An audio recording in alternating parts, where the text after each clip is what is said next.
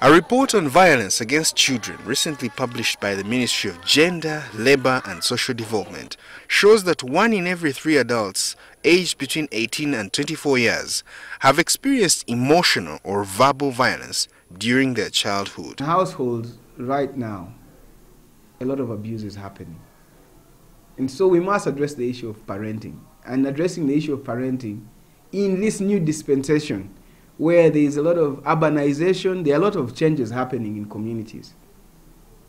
But we must be able to let our people must know, parents must understand that the use of violence is detrimental to their children. A small number of these adults manage to survive and outlive abusive or emotionally stressing caregivers and parents.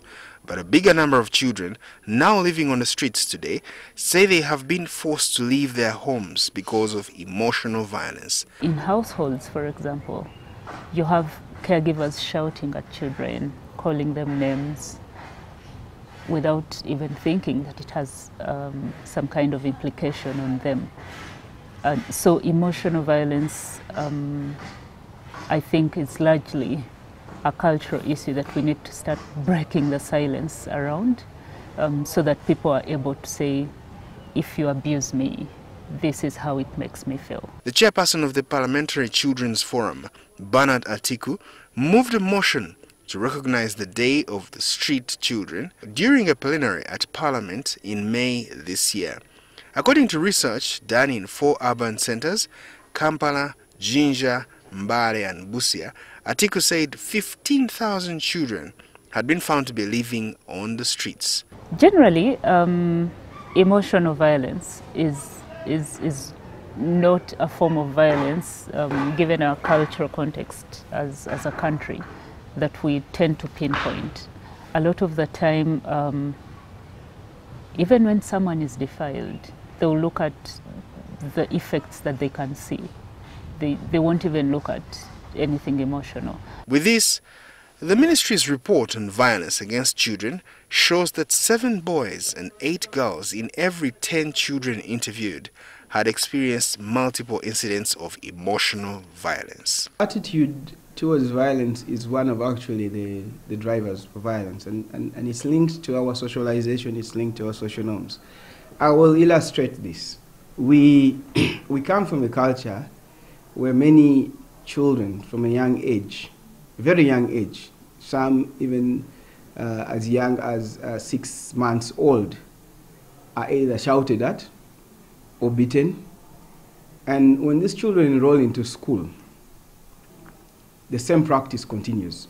Stepmothers and mothers were found to be the commonest perpetrators of emotional violence. Some parents choose to run away, abandon homes, and children keep asking this.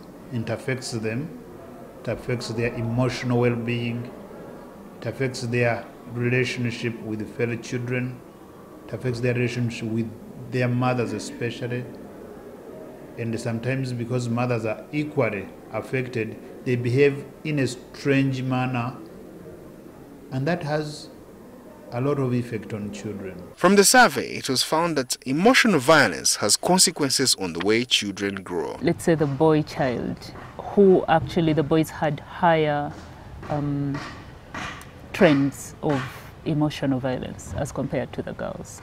And I would just explain it by saying that, so for instance, in the community I grew up in, a man is a man. That's what they say. You can't cry, or you shouldn't cry when people look at you. And this is how we're raising our sons to behave. So they'll bottle up. There are so much emotional implications of violence without saying anything about it.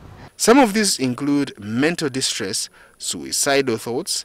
Girls who experience emotional violence were found to have symptoms of a sexually transmitted disease in most cases. The Commissioner for Children in the Ministry of Gender, Labour and Social Development says they are working out modalities to have such children helped to live a better life.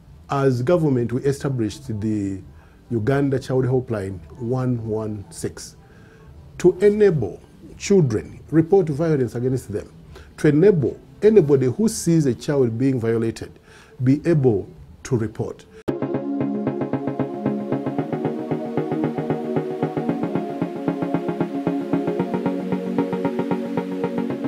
Brought to you by the Ministry of Gender, Labour and Social Development with support from UNICEF.